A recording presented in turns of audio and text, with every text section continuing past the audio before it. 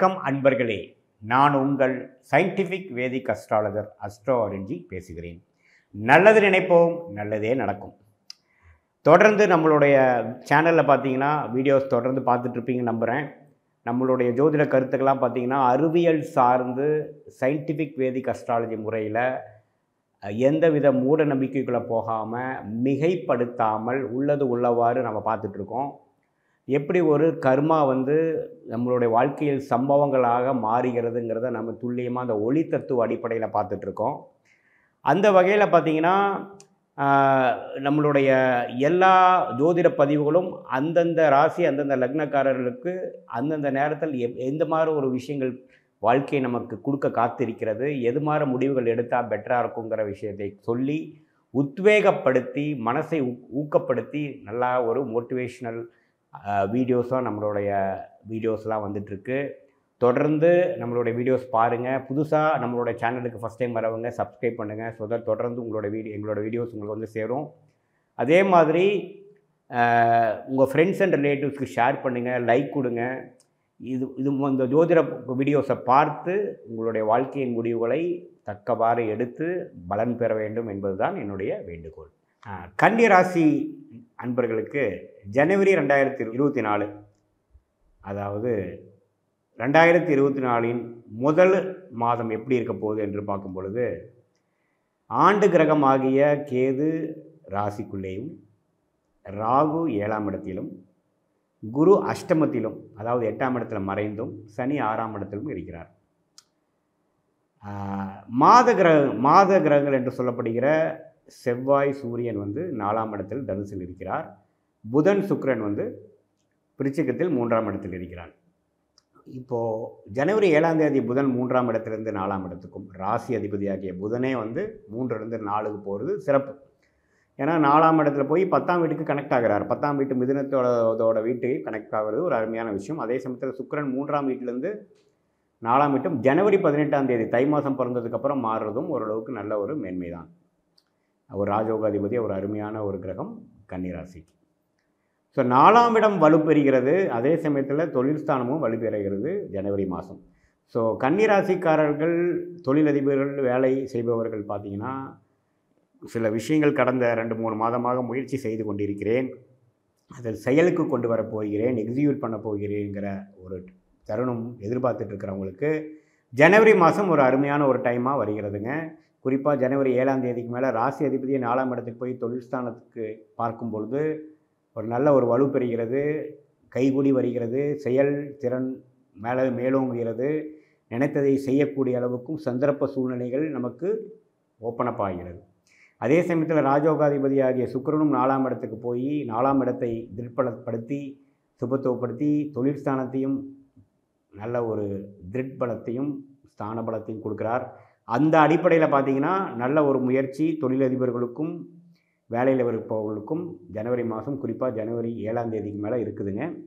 அதே சமயத்தில் 4ஆம் வீட்டில் இருக்கக்கூடிய சூரியன் ஜனவரி 14ஆம் தேதிக்கு மேலே தை மாதத்துக்கு 5ஆம் வீட்டுக்கு போவதும் சிறப்பே. நல்ல ஒரு விஷயங்கள் ஃப்ளோவில் போகுது, ஒன்று ஸ்டார்ட் பண்ணேன் அது அடுத்தடுத்து அப்படியே போயிட்டுருக்குங்கிற மாதிரி ஒரு நல்ல தருணங்களை குறிக்கக்கூடிய ஒரு கிரக அமைப்புகள் தான் அது.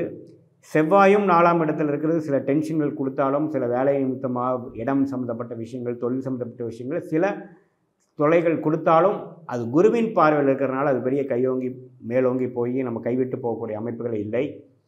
ஸோ ஓரளவுக்கு நல்ல ஒரு இடம் சார்ந்த விஷயத்திலையும் தொழில் சார்ந்த விஷயத்தில் ஒரு நல்ல முன்னேற்றத்தை கொடுக்கக்கூட ஒரு மாதமாக தான் கன்னிராசிக்காரர்கள் இருக்குது. கன்னிராசி வீட்டு அன்பர்கள், அதாவது இல்லத்தரசிகளுக்கெல்லாம் பார்த்திங்கன்னா 7ஆம் இடத்துல ராகு இருக்கிறது கொஞ்சம் கேர்ஃபுல்லாக இருக்கணும். 7ஆம் வீட்டு அதிபதியாகிய குருவும் 8ல் மறைஞ்சிருக்கார். ஸோ கருத்து வேறுபாடுகள் அது மாதிரி விஷயங்கள்லாம் கொஞ்சம் மேலோங்கும். பெண்ணாக இருந்தால் கணவரும், கணவனாக இருந்தால் ஆணாக இருந்தால் மனைவிக்கிட்டையும் கொஞ்சம் அட்ஜஸ்ட் பண்ணி போகக்கூடிய விஷயங்கள் இருக்குது. எதிர்பாலினத்தோட கொஞ்சம் பார்த்து பழகணும். 7ஆம் இடத்துலேயே ராகு இருக்கிறனால கொஞ்சம் அந்நியரோட சில தொடர்புகள் வரக்கூடும்.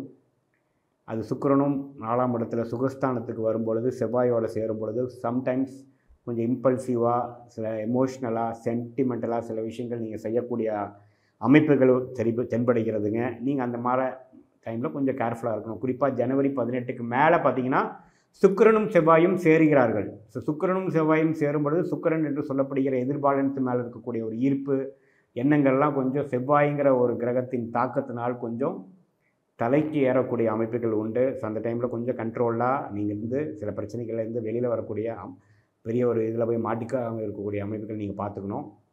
அது குருவின் பார்வையில் இருக்கிறதுனால பெரிய ஒரு பாதிப்பு கொடுக்காது. அதே சமயத்தில் ராசிக்குள்ளேயே கேது இருக்கிறதுனால மைண்ட் அவ்வளோ ஸ்ட்ராங்காக இருக்காது. சில கன்ஃபியூஷன் வந்துட்டு போயிட்டுருக்கும். இல்லற விஷயங்கள், தொழில் விஷயங்கள், மாணவர்களுக்கும் பார்த்திங்கன்னா கான்சன்ட்ரேஷன் இஷ்யூஸ் எல்லாம் கொடுக்கக்கூடிய அமைப்பு தான் இந்த கேது ராசிக்குள்ளே போகக்கூடிய விஷயங்கள். ஏப்ரல் மாதத்துக்கு அப்புறம் தான் குரு ராசியை பார்த்து அந்த பிரச்சனையெல்லாம் சால்வ் பண்ணி அந்த எக்ஸாம் வர டைமில் சில விஷயங்கள் கொடுக்குறார். பட் இப்போ இருக்கிறதெல்லாம் பார்த்திங்கன்னா அந்த டென்ஷனும் அந்த எக்ஸாம்ஸ் மாணவர்கள் பார்த்திங்கன்னா வரக்கூடிய எக்ஸாம்ஸை எதிர்பார்த்து நம்ம டென்ஷன் ஆகிற மாதிரியும் கன்ஃபியூஷன் ஆகிற மாதிரியும் வருங்காலத்தை யோசித்து இப்போ என்ன பண்ணணுங்கிறத மறந்து கொஞ்சம் நேரத்தை விரயம் பண்ணக்கூடிய அமைப்புகள் உண்டு. கொஞ்சம் மைண்டை கண்ட்ரோல் பண்ணணும். ஜனவரி 7ஆம் தேதியிலேருந்து வரக்கூடிய புதன் மாற்றம், புதன் பயிற்சி நல்ல ஒரு பயிற்சி. அந்த டைம் நல்லா யூஸ் பண்ணி ரிவைஸ் பண்ண வேண்டிய சப்ஜெக்டை ரிவைஸ் பண்ணிக்கிறது, அது மாதிரி நல்லா இந்த ஒரு கனெக்டிவிட்டியை நம்ம யூஸ் பண்ணிக்கணும். ஏன்னா ஜனவரி மாதம் பார்த்திங்கன்னா ஒரு நல்ல ஒரு அடித்தளத்தை கொடுக்கக்கூடிய, தொழில் செய்பவராக இருந்தாலும் சரி, வேலை செய்பவராக இருந்தாலும் சரி, மாணவர்களாக இருந்தாலும் சரி, இல்லத்தரசிகளாக இருந்தாலும் சரி, ஒரு நல்ல ஒரு ஃபவுண்டேஷன் மாதத்தை கொடுக்கும் மாதமாக 2024 உங்களுடைய வெற்றிக்கு வேணுங்கிற ஒரு ஃபவுண்டேஷன் கொடுக்கக்கூடிய எல்லா விஷயங்களும் அமைந்து உங்கள் கையில் கொடுக்கக்கூடிய ஒரு நல்ல ஒரு தருணத்தை கொடுக்கக்கூடிய ஒரு மாதமாக ஜனவரி 2024 வருகிறது. சந்திராஷ்டமம் நாளாக பார்த்திங்கன்னா ஜனவரி 19, 20 கொஞ்சம் கேர்ஃபுல்லாக இருக்கணும்.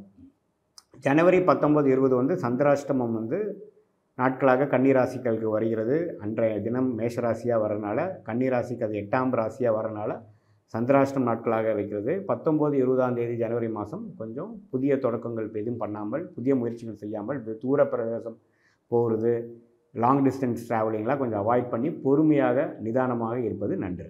இதுவரை இந்த ராசிக்காரர்களுக்கு கோச்சார முறையில் எப்படி கிரகங்கள் இருக்கிறது, அதனால் எப்படி இந்த வருங்கூடிய காலம் எப்படி இருக்க போகுதுங்கிறத நம்ம பார்த்தோம்.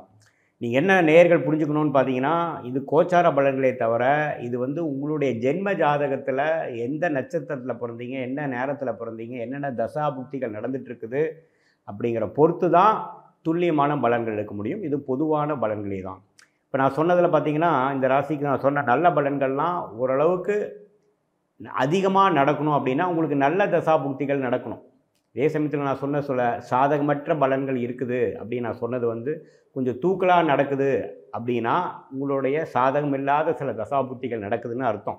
ஸோ மெயினாக நம்மளோட தசாபுக்திகள் எப்படி இருக்குது பொறுத்து தான் இதோட நல்ல பலன்களும் சாதகம் இல்லாத பலன்களும் மேலேயும் கீழேயும் போகக்கூடிய, அதாவது அதிகமாக நல்ல பலன்களாக அதிகமாக கெட்ட பலன்களாங்கிற ஒரு விஷயங்கள் மாறக்கூடிய தருணம் உங்களுடைய தசாபுக்திகள் உங்கள் ஜென்ம ஜாதகத்தில் தான் இருக்குதுன்னு தெரிஞ்சுக்கணும். அதனால் ஒரு முக்கியமான முடிவு எடுக்கிறீங்க, வாழ்க்கையில் முக்கியமான முடிவு எடுக்கிறீங்கன்னா கண்டிப்பாக உங்களோட ஜென்ம ஜாதகத்தை ஒரு ஜோதிடர்கிட்ட பார்த்து தான் முடிவு பண்ணணும். இது ஒரு 50% ஒரு ட்ரெண்டாக உங்களுடைய ஒரு ஜென்ரல் அமைப்பு எப்படி இருக்குது இந்த ராசிக்குங்கிறத தான் நம்ம இந்த வீடியோவில் பார்க்குறோம். இதே தொடர்ந்து மாதம் இதே மாதிரி ராசியை நீங்கள் ஃபாலோ பண்ணுறப்போ ஓரளவுக்கு நீங்கள் ஒரு 80-90% உங்களுடைய அமைப்புகள் எப்படி போகுது, வாழ்க்கை அமைப்பு எப்படி போகுது உங்களால் ரிலேட் பண்ண முடியும்.